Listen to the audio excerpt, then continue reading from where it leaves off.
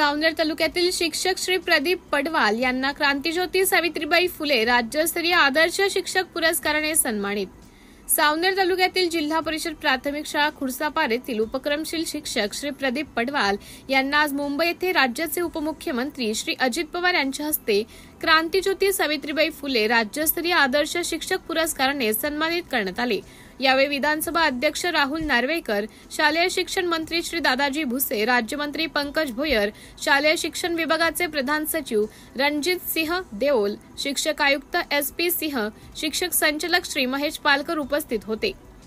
श्री पडवाल यांनी शालेय नियुक्ती झाल्यापासून विद्यार्थ्यांच्या केवळ अध्यापनावरच नव्हे तर संपूर्ण व्यक्तिमत्व विकासासाठी अहोरात्र परिश्रम घेतले आहे।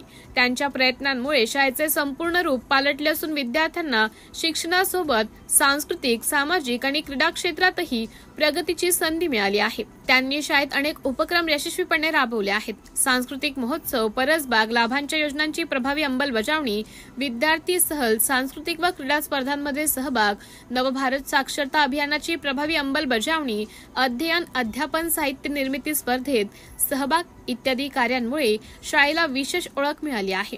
या मानाच्या पुरस्काराबद्दल सर्व स्तरातून श्री पडवाल यांचं कौतुक होत आहे। सावनेर कळमेश्वर विधानसभा क्षेत्राचे आमदार श्री आशिषजी देशमुख, पंचायत समिती सावनेरचे गट विकास अधिकारी श्री मनोज कुमार हिरुडकर, गट शिक्षणाधिकारी कश्यप सावरकर, शिक्षण विस्तार अधिकारी प्रदीप कुमार जनबंधू, पुरुषोत्तम मुंडे, जितेंद्र ठाकरे, केंद्र प्रमुख श्री राजेंद्र भलवतकर, सहकारी शिक्षक शरद काकडे तसेच मित्रमंडळींनी त्यांचं अभिनंदन करून भावी वाटचालीस शुभेच्छा दिल्या आहेत। राज्य शासनाच्या वतीने दरवर्षी शिक्षक दिनानिमित्त हा पुरस्कार प्रदान केला जातो। पुरस्कारात सन्मानचिन्ह, प्रमाणपत्र व रोख रक्कम यांचा समावेश असून या गौरवामुळे खुर्सापार शाळेसह संपूर्ण सावनेर तालुक्याचा अभिमान वाढला आहे। सिटी इंडिया न्यूज साठी प्रतिनिधी नितेश गव्हाणे, नागपूर।